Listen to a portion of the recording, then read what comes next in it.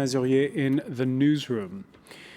What's going on inside of Burma, a nation that until recently seemed to be under lock and key? Cheers this Wednesday in the Rangoon suburb of Tan Lien as emblematic opposition leader Aung San Suu Kyi registered her candidacy for parliament. The Nobel laureate released in November 2010, and now it seems that was just the start of it. Hundreds of political prisoners have been freed recently. There's been a ceasefire and peace negotiations with ethnic minority rebels in a country ruled by the military for half a century. What's made the country's president, General Thein Sein, push Burma's equivalent of glasnost? And how far will the generals go? As the West ponders the full lifting of sanctions against Burma, we're going to be going up country during this hour, thanks to an exclusive report by France 24 Southeast Asia correspondent Cyril Payen. Today, in the France 24 debate, we go inside Burma, and with us to talk about it from London, Zoya Fan of Burma Campaign UK, whose personal tale of being chased from her village by the Burmese army is told in the book Undaunted, My Struggle for Freedom and Survival in Burma. Thank you for being with us. Also with us from a keen Burma watcher at the French Political Science Institute, Sciences Po, David Camroux, thank you for being with us.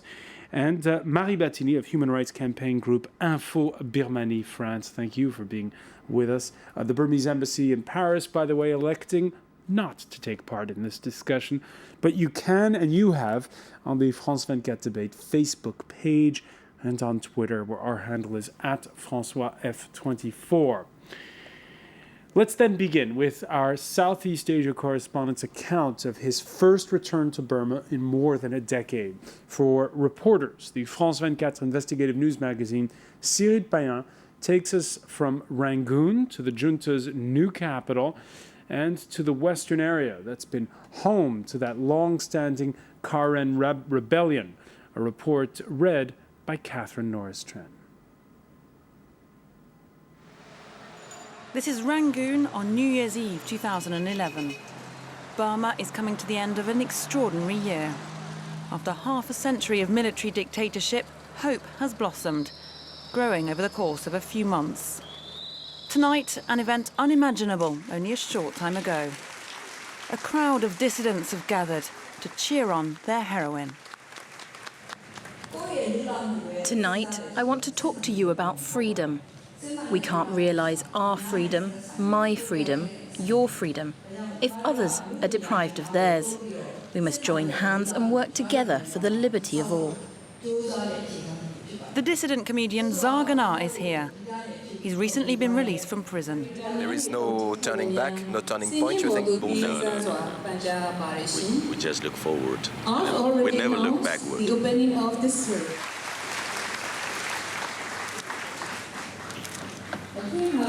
Is it a dream you're living now, having this? Persecuted for 20 years, today Aung San Suu Kyi is being given a free rein by Burma's rulers. High profile and always in demand, the Nobel laureate is preparing for the future. She's even being courted by businessmen with close ties to the junta. Excuse me, you can allow to take a picture.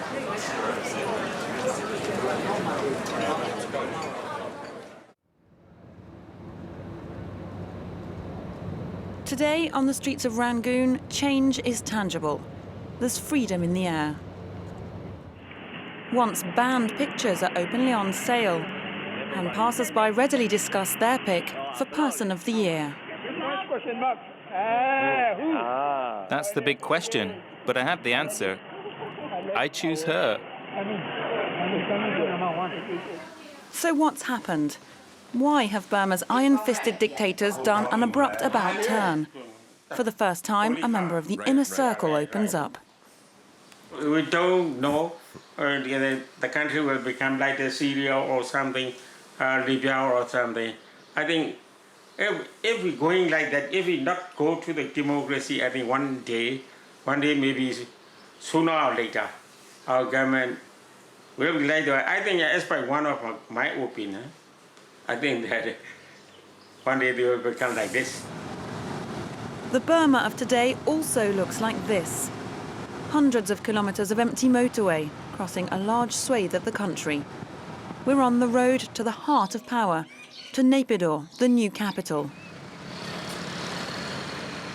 A ghost town 80 kilometres wide, carved out of the middle of the jungle. A surreal vision dreamed up by ageing dictators. The Burmese generals have even built a perfect replica of Rangoon's Shrodigön pagoda here. Nothing is too grand for Naypyidaw, which translated means the abode of kings. It's here, in the heart of a military zone lined with secret bunkers and anti-aircraft defences, that the Burmese rulers live. It's also where the regime is now receiving visits from foreign dignitaries, come from all over the world. Access to Naypyidaw's buildings and rare transport services are reserved for government workers who are forced to live here. We met with one who views this sudden diplomatic surge with suspicion. Most of the foreign countries are coming to take the pie, to take their share in developing this. They want to take part in the investment. I felt sorry for my country. Why? Because the foreign people think we are low standard. It's a shame. It's a shame. We are low standard. We are big-class citizens, they think. Constructing this showpiece capital cost several billions of dollars in one of the poorest countries on earth. Outside the gates of Naypyidaw, the mirage vanishes. This is reality for millions of Burmese people. What's that? It's rat. People buy that to eat? Yes, yes, and tonight it will all be sold.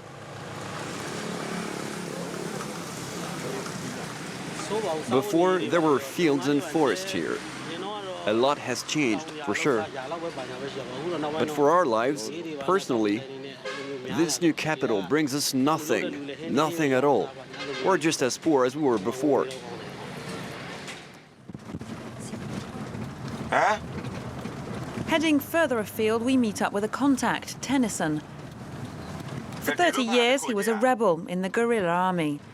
But recently, and unexpectedly, he made peace with the government. The Burmese are very clever. They change quickly to go to democracy. I love democracy. Everybody loves democracy. Army in general loves democracy. But they are already full for the money. We head deeper into the countryside, and a more recognizable image of Burma emerges. The military is all around. There are checkpoints and villages without electricity. We cross the Salween River and our contact gets his weapon out ready. This is the Karen state, home to a decades-long uprising.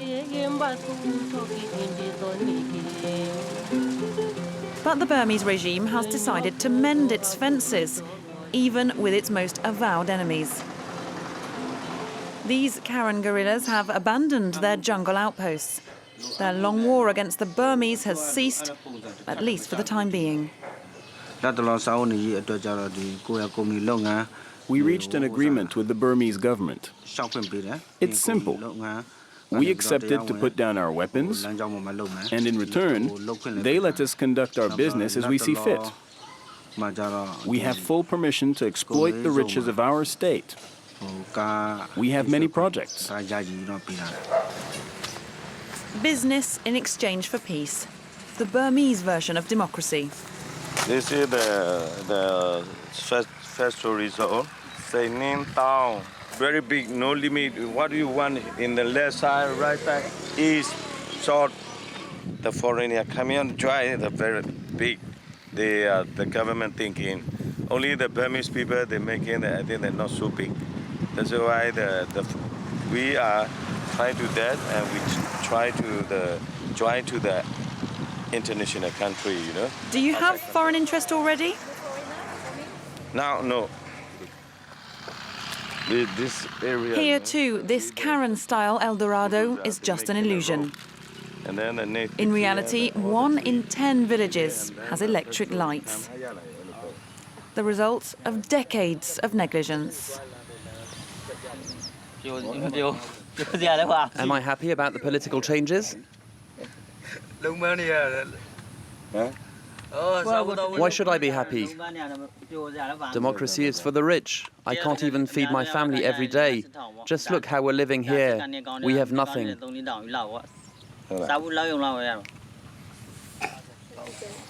We came here 10 years ago to look for work. We had no choice. But we found nothing here either. Nothing apart from misery.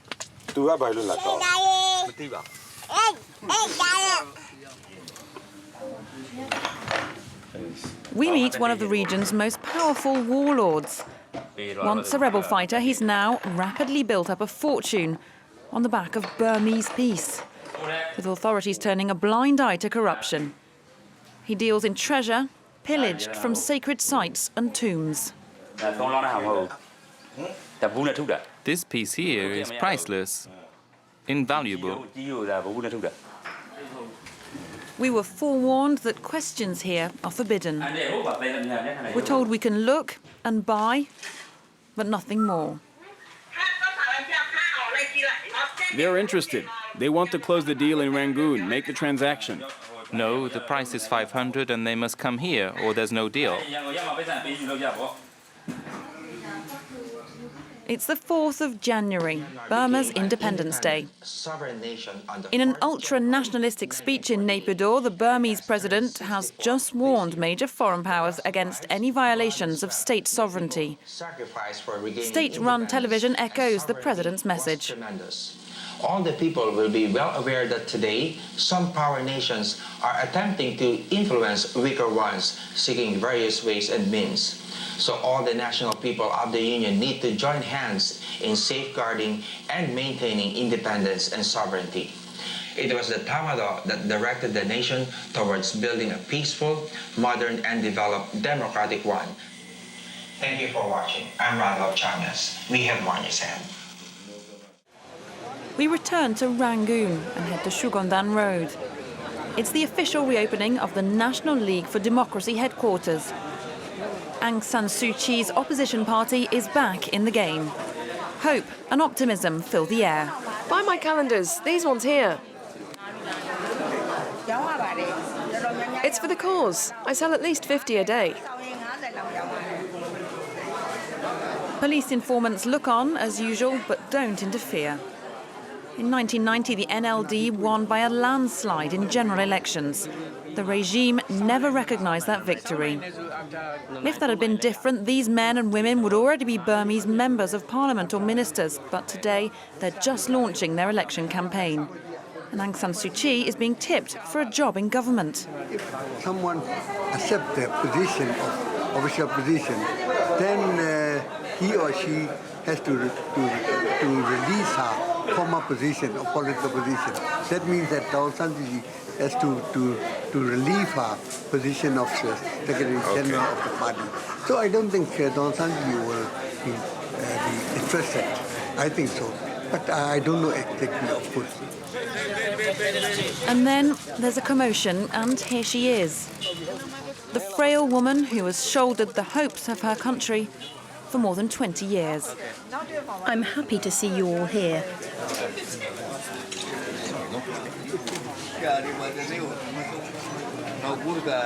I've travelled far to come to Rangoon, my lady.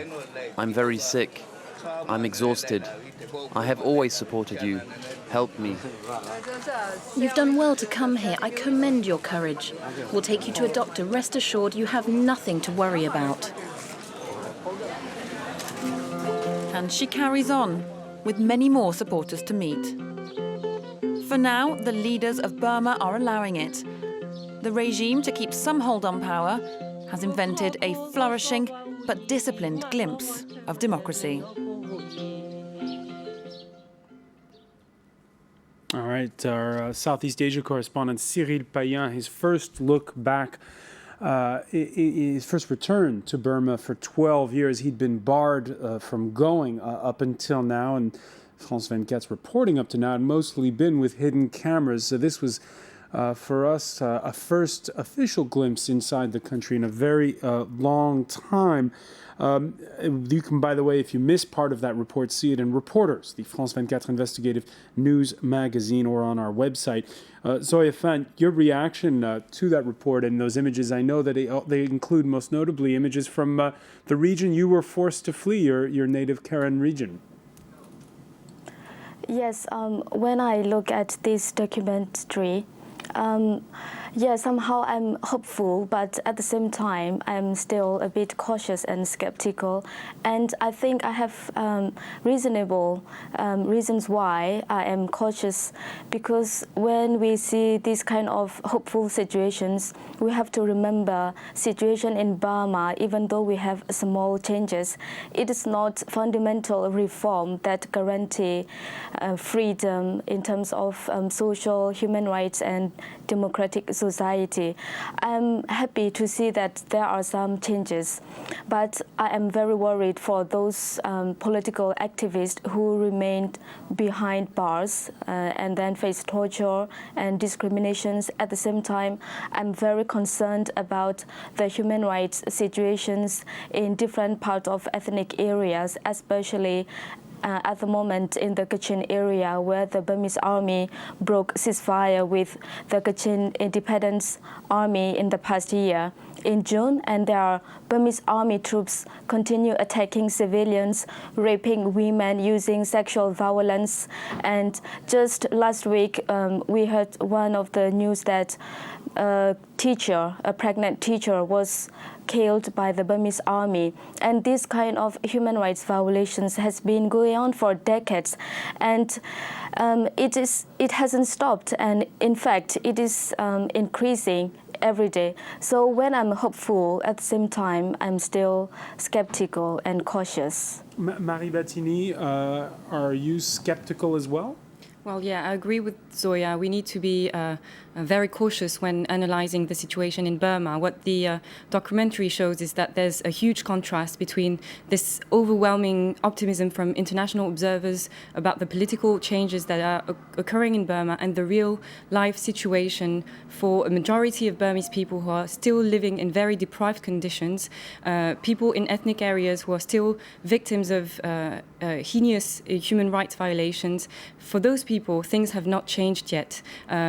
We still need to face many efforts and difficulties before we can say that Burma is on the road to democracy. The situation of political prisoners is still not resolved. There are many people still behind bars, and those who have been released under certain conditions, so we are not sure that they will be able to participate freely into the political process.